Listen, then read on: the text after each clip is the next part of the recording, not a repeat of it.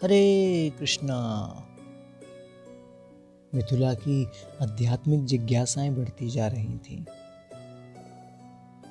मीरा से एक बार उसने प्रश्न किया, ये भागवत पुराण सब सच्चे हैं क्या बाई साहुकुम? मीरा ने कहा, क्यों, तुझे झूठ लगते हैं? इनमें लिखी बातें अनहोनी सी लगती हैं, उसने कहा। राजा रुकमांदक के 10,000 रानियां थीं, रावण के 10 माथे थे, उंगली की कोर पर प्रभु ने पहाड़ उठा लिया, सांप के 100 सिर और उन सिरों पर प्रभु नाचे। भगवान के 16,108 रानियां थीं और उनसे 10-10 बेटे और एक एक बेटी उत्पन्न हुई। ये इतने मनुष्य रहते कहाँ थे भला? धरती ओछी नहीं पड़ गई? मीरा ने उत्तर देते हुए कहा, काल चक्र के साथ संसार, इसके प्राणी, इनकी शक्तियां, रूप आदि सब कुछ बदलते रहते हैं। आज हम जो कुछ देख रहे हैं, संभवतः 500 वर्ष पश्चात लोग इसे झूठ या अनहोनी कहने लग जाएं। द्वापर गए हुए तो 5,000 वर्ष बीत गए हैं। निरंतर परिवर्तित होते हुए संसार में एक सार कुछ भी नहीं है। जो कुछ शास्त्रों में लिखा है वह 2 प्रकार के मनुष्यों के लिए है। एक है वे जो ज्ञानी हैं। वे इन कथाओं में छिपे गहरे अर्थों को अपनी बुद्धि क्षमता से ढूंढ निकालते हैं और उसे हृदय में बसाकर आत्मस्वरूप का साक्षात्कार कर लेते हैं। दूसरे हैं वे जो निपट भोले और अज्ञानी हैं। वे इसमें लिखे हुए सत्य को श्रद्धा और अपने विश्वास के बल पर उनका चिंतन करके पार हो जाते हैं।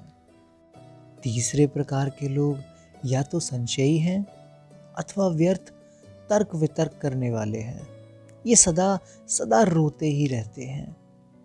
रही धरती के ओछी पड़ने की बात, तो पागल, काल की ही भांति देश भी सापेक्ष ही है। एक बात गांठ बांध ले मिथुला, सर्वोच्च शक्ति, उसे हम जो चाहे नाम दें, उसकी इच्छा ही सर्वोपरि है। उसकी इच्छा के सामने सारे सिद्धांत और नियम धरे के धरे रह जाते हैं। अतः केवल उसकी इच्छा के अधीन होकर रहो। मिथुला का अगला प्रश्न बहुत सुंदर प्रश्न है। शायद हम में से कई लोग इस प्रश्न पर हमेशा विचार करते रहते हैं।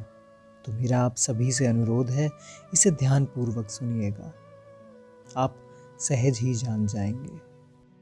मिथुला ने प्रश्न किया, सुना है प्रभु के मंगल विधान में जीव का मंगल ही निहित है, उसके अनुसार सबको न्याय ही मिलता है।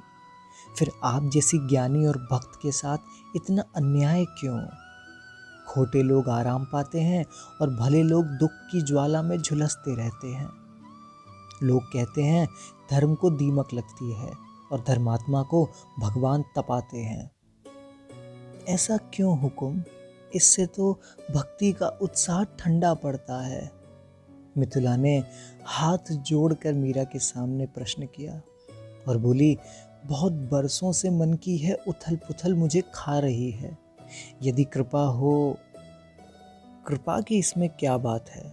मीरा ने कहा, जो सचमुच जानना चाहता है उसे ना बताना जानने वाले के लिए दोष है, और जो केवल अपनी बात श्रेष्ठ रखने के लिए तर्क वितर्क अथवा कुतर्क करे उसे बताना भी दोष है।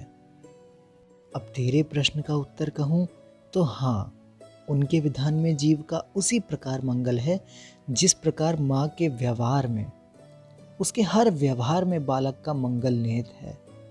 वह बालक को खिलाती है, पिलाती है, सुलाती है अथवा मारती है तो उसके भले के लिए। उसी प्रकार ईश्वर भी जीव का मंगल ही करता है। तू सुख की बात करती है मिथुला, मुझे तो अपनी इस 23 वर्ष की आयु में कहीं भी संसार के किसी स्थान में सुख दिखाई ही नहीं दिया। सुख और आनंद जुड़वा भाई हैं। इनकी मुख आकृति तो एक सी है पर स्वभाव एक दूसरे से विपरीत है। मानव ढूंढता तो है आनंद को, किंतु मुख आकृति एक जैसी होने के कारण सुख को ही आनंद जानकर अपना लेता है। इस प्रकार आनंद की खोज उसे जन्म जन्मांतर तक भटकाए फिरती है। इनके स्वभाव में क्या विपरीतता है? मिथुला ने पूछा। मीरा ने कहा, आनंद सदा एक सा रहता है, इसमें घटना बढ़ना नहीं है, किंतु सुख मिलने के साथ ही घटना आरंभ हो जाता है। इस प्रकार मनुष्य की खोज कभी पूरी नहीं होती। सारी आयु वह सुखी होने के लिए हड़काए कुत्ते की भांति दौड़ता रहता है। जैसे कुंवारा व्यक्ति सोचता है कि विवाहित व्यक्ति बड़े सुखी हैं, विवाह के पश्चात वह सोचता है बच्चे होने पर सुख मिलेगा, बच्चे होने पर उनको बड़ा देखने का, फिर उनका विवाह करने का, फिर पोते पोती। उफ, ये दिशाहीन दौड़ अंत में वही शून्य हो जाता है। पर सुखी होने का सपना पूरा नहीं हो पाता। एक बात और सुन, इस सुख का एक मित्र भी है। ये दोनों मित्र एक ही स्वभाव के हैं। उसका नाम है दुख। दुख भी सुख के समान ही मिलते ही घटने लगता है। अतः यदि सुख आएगा तो उसका हाथ थामे दुख भी चला आएगा। मिथुला ने जैसे शीघ्रता पूर्वक प्रश्न किया, आनंद की कोई पहचान है?